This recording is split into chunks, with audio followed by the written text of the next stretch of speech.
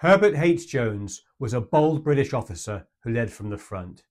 With a varied and distinguished career ranging from Northern Ireland to the Falkland Islands, his fearless gallantry and ultimate sacrifice in the face of overwhelming odds was in the best traditions of the British Army and very likely turned the tide of a battle.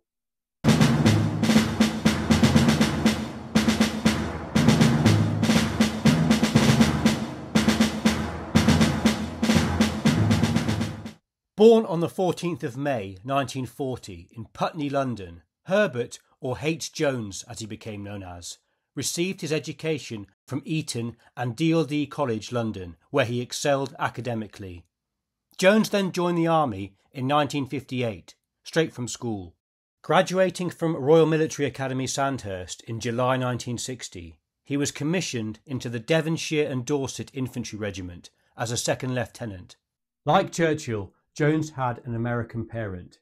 His father was an artist who was an Anglophile and served in the Home Guard in World War II, ultimately gaining British citizenship in 1947. His mother was Welsh. A promising and capable officer, Jones steadily rose up the ranks, being promoted to lieutenant in 1962, captain in 1966, and major in 1972. It appears he also spent some time in the 1960s attached to the Parachute Regiment. In 1962, he married his wife Sarah and raised 2 children, one of whom would become a future Major General in the British Army. Jones deployed with the 3rd Infantry Brigade as Brigade Major to Northern Ireland during the Troubles in 1977 and took responsibility for search efforts by the military to find an undercover British intelligence operative, Captain Robert Narak, who was abducted by Republican dissidents. It was later revealed Narak had been smuggled over the Irish border and been executed. His body has yet to be found. Jones received his 1962 General Service Medal with Northern Ireland clasp for service here. Over 38 years, 130,000 of these medals would be issued to British service personnel. Over 1,400 military personnel would lose their lives over the duration of the Troubles. Distinguishing himself in Northern Ireland, Jones was awarded a Member of the Order of the British Empire, or MBE, in 1977. With the Devonshire and Dorsets, Jones served in many of the British garrisons and outposts of the era, including Cyprus, Germany on the Rhine, and British Guiana. He was then promoted to Lieutenant Colonel in 1979, and in December of that year transferred to the Parachute Regiment. In the 1981 New Year's Honours, he was elevated to Officer of the Order of the British Empire, or OBE. Transferring into the Paras at the age of 39 at such seniority is no mean feat. The elite airborne regiment of the British Army, para recruits require mental fortitude, a high degree of physical prowess, and undergo one of the most gruelling training regimes known to any military force, aptly called P Company. Recruits that complete the course are presented with the hallowed maroon beret. Naturally aggressive, the Paras consider themselves the premier infantry regiment of the British Armed Forces and are known for calling non-airborne soldiers hats. In an interview, his 2IC or second-in-command at Goose Green, Major Chris Keeble, describes Jones as a warrior, not a peacetime soldier, single-minded, aggressive, determined, and a charismatic leader. He certainly wasn't a desk jockey or pen-pushing type of officer. On the 2nd of April 1982, Argentina invaded the Falkland Islands. The British government, with their forces committed to garrisoning the Rhine against the Soviets and operations in Northern Ireland, it was totally unprepared for war in the South Atlantic. However, showing the professionalism of the British Armed Forces, in only 3 days a task force was assembled and left Portsmouth on the 5th of April. The journey south would take about a month, reaching the islands on the 2nd of May. Jones, who was on holiday in France, like all soldiers notified, rushed back to his unit. He was given command of 2 Battalion Parachute Regiment, known as 2 Para. This unit and its sister battalion, 3 Para, were selected to reinforce 3 Commando Brigade. 3 Commando Brigade was mainly composed of another elite unit within the British military. This unit considered themselves the tip of the spear and had its own hallowed green beret, which could only be awarded through a brutal selection process. Oh, wrong green lid, sorry, this one. This brigade, composed mainly of Royal Marines who were specialists in amphibious operations and historically guarded the northern flank of NATO in Norway. A further brigade was also sent to the Falklands, the 5th Infantry Brigade, composed mainly of Foot Guards and Gurkha regiments. Whilst travelling down to the Falklands, the Paras trained intensively on a civilian ferry MV Norland, which transported them due to a lack of specialised troop ships. Jones, as CO, demanded high standards and ensured each soldier received as much training, such as first aid and marksmanship, as possible on the cramped ferry. Jones also worked tirelessly before heading out to sea to procure as many supplies and weapon systems as he could for 2 Para. He ensured that each platoon section received 2 machine guns rather than the standard 1. This foresight in planning was to prove crucial in the coming engagement. The British had 3 strategic objectives to accomplish before taking on the main Argentinian garrison at Port Stanley, the capital of the Falkland Islands. Number 1. Gain operational control of the surrounding sea. This was to prevent the Argentinian Navy from challenging any amphibious landing. Number 2. Carry out an effective landing at San Carlos Water. This location was chosen as the main landing site for the British. Number 3. Secure the landing zone. This meant preventing any land threat to San Carlos and cutting off any ability for Argentina to reinforce Port Stanley from the south. The Paras and Marines weren't the only elite force being sent to take on the Argentinians. Fearlessly operating alone ahead of the main task force and full of fighting spunk, the nautical ninjas of the Royal Navy Submarine Service prowled the depths hunting for prey.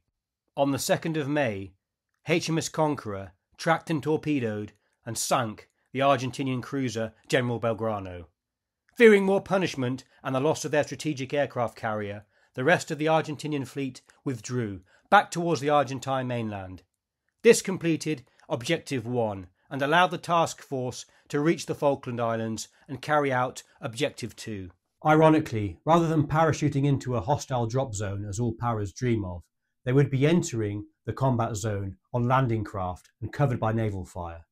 Nearly 3 weeks after the sinking of the Belgrano, on the 21st of May, aided by diversionary attacks from special forces keeping the Argentines occupied elsewhere, 2 Para, along with other elements, successfully landed at San Carlos Water at Blue Beach 2 and immediately moved up to occupy and guard the nearby Sussex Heights. After an extremely heavy tabor march, carrying all their kit, once they reached their positions, the Paras dug in, and then, being British, and like all us Brits, settled in by making a brew. No coffee there.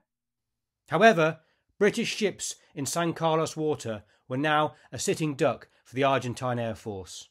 The area became known as Bomb Alley. Showing great skill and bravery, Argentine Skyhawk pilots would fly in low and attack the vulnerable British fleet that were offloading troops and supplies, as well as strafing soldiers on the land, including Jones's 2 Para. In less than a week, 2 Type 21 frigates and the Type 22 destroyer were sunk. In addition, the British lost a significant portion of their helicopter force due to a merchant ship transporting them, the Atlantic Conveyor, being fatally struck. With no air mobility, British troops would now have to march on foot to Port Stanley. Under political pressure for a quick, morale-winning victory, as well as carrying out Objective 3, i.e. securing the landing zone, the military leadership chose to assault the nearby settlement of Goose Green, which was in striking distance of San Carlos and which could be secured quickly. 2 Para, under Jones, were selected for the task of taking the settlement. The action was to be conducted under the cover of darkness.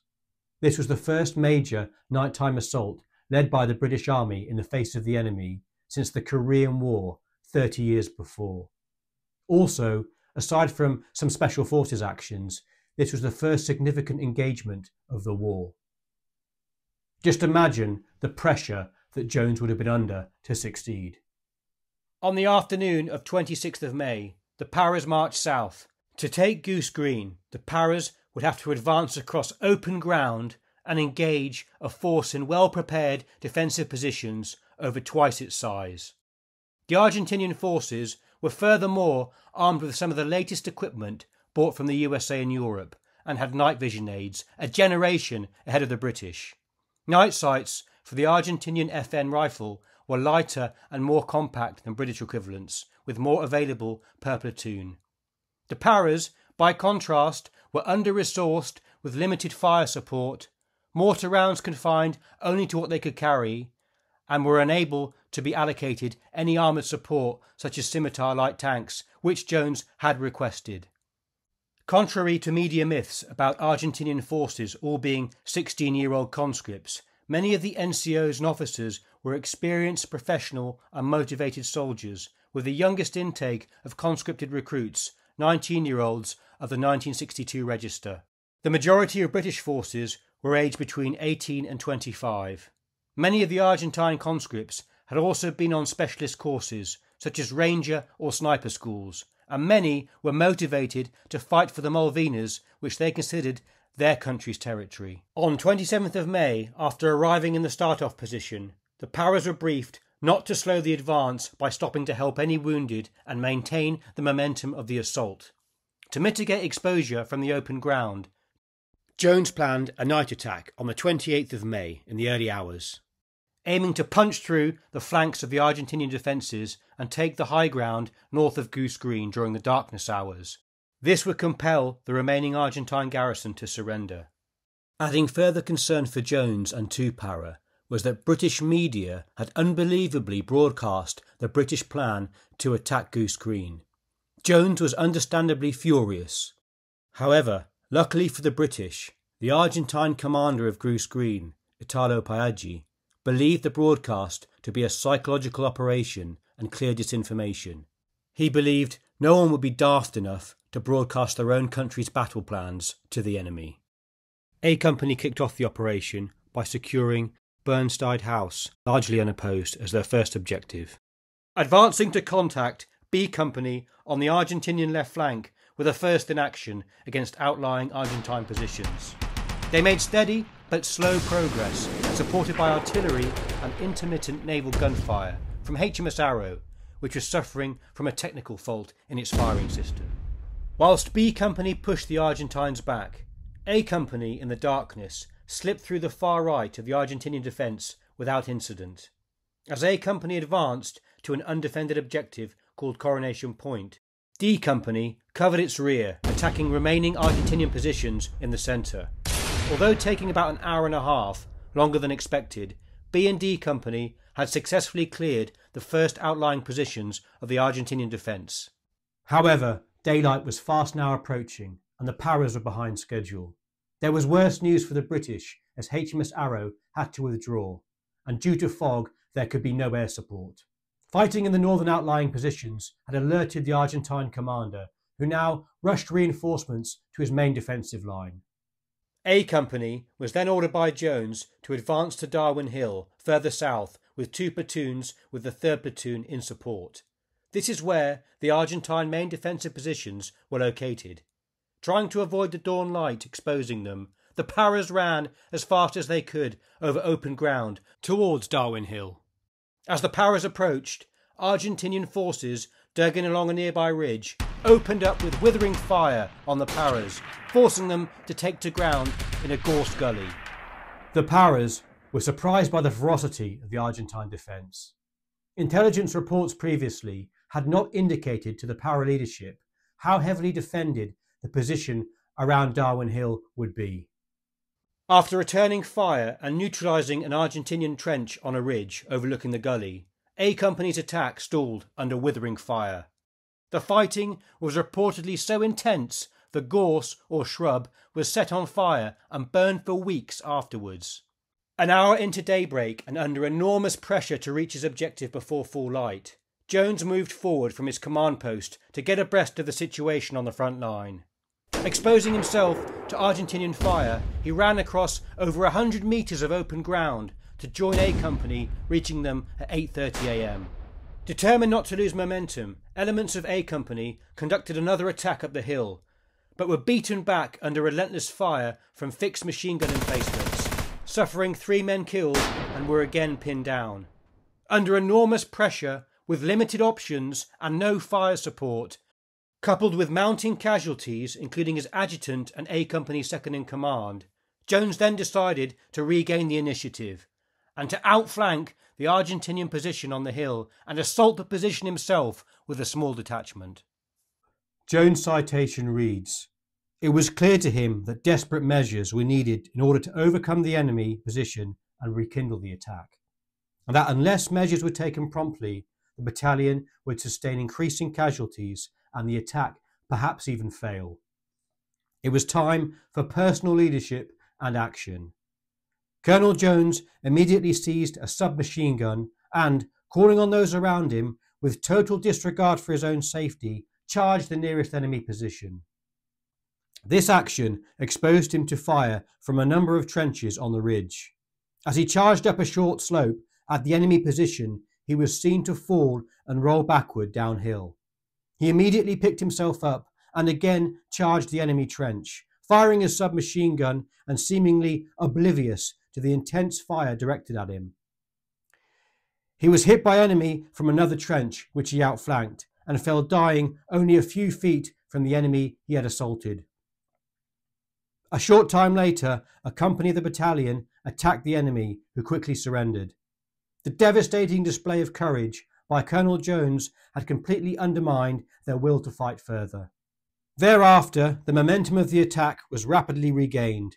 Darwin and Goose Green were liberated, and the battalion released the local inhabitants unharmed, and forced the surrender of some 1,200 of the enemy. This was an action of utmost gallantry by a commanding officer whose dashing leadership and courage throughout the battle were an inspiration to all about him. Argentinian witnesses claim Jones, even when struck by the first bullets and wounded, attempted to take a grenade out from his body to throw at the Argentinian trench. 2 parasignalers had prepared a phrase, "Sunray is down," to go out on the net in the event of the CO being incapacitated. This was now broadcast, and 2 paras second in command, Major Chris Keeble, took over operational control, and in the best traditions of the British Army continued the brutal and bloody fight, and eventually won the day. Major Keeble described the Battle of Goose Green in the following. "There's white phosphorus going off to provide smoke and illumination. There's tracer coming towards you and going away from you. There's fear running through you. You close up towards the trenches. You throw grenades. You fire your weapon. You bayonet. It's savage, gutter fighting. Everything you've experienced before is nothing like it. It's basic killing." Jones's action wasn't the only act of bravery that day at Goose Green that led to the posthumous award of a nation's highest gallantry medal. First Lieutenant Roberto Estevez of the 25th Infantry Regiment was killed in action, defending his position until the end. Like Jones, for the Argentinians, Estevez is considered an example of fearless leadership, valour and courage. He received the Cross of Heroic Valour in Combat and was declared a national hero by Argentina. The young Argentine lieutenant was a brave man amongst many from both sides who gave their lives during that fight that day. Adding up the casualties from both sides, over 70 men were killed and around 150 wounded. The British took over 900 prisoners. So in summary, for H. Jones medals we have Victoria Cross, MBE upgraded to OBE, General Service Medal 1962 to 2007 with Northern Ireland clasp, the South Atlantic Medal with rosette, and the Queen's Jubilee Medal 1977. Personally, I do think the psychological impact on the conflict with Jones's death has also been underrated. British soldiers would have been galvanised rather than demoralised by the death of a senior officer. For them, it would have confirmed British Army ethos that their senior officers were willing to put their life on their line and not ask any soldier to do what they wouldn't do themselves, installing further confidence in their leadership. it would have also inspired the public back home to support the troops even more. For the Argentines, I would suspect that many would have thought, if British senior commanders are willing to lay down their lives for a slither of land thousands of miles away from the UK, this war is not going to be a picnic. I know there will be comments questioning Jones's decisions, but this is beyond the scope of the video. I did hesitate about doing the story of H. Jones, as it is fairly recent history, was a posthumous award, and could be deemed a rather sensitive subject. But I felt compelled to tell this story due to a personal reason. As a schoolboy, growing up in the 1990s, I remember my GCSE history teacher telling us about Jones's story of valour, and I, as a wide-eyed teenager, was amazed and inspired that we still had men in this calibre in this modern day and age, willing to lay down their lives for their country, something I'd only really seen on World War II imagery or Hollywood films to that point, or perhaps comic books. From that day, the story gave me a newfound admiration for our armed forces. H. Jones was responsible for that, and likely inspired so many more young people of my generation as well. In an age where youngsters' role models are reality TV stars or social media influencers, it's really important that we keep these real heroes' memories alive and tell their stories. I will leave you with the words of Major General Rupert Jones, son of H. Jones, which was conducted in an interview with BFBS. He stated, "What my father did was extraordinary. He fought and died in the manner which he lived." Thanks for watching. I hope you found some value from this, and I'll see you in the next one.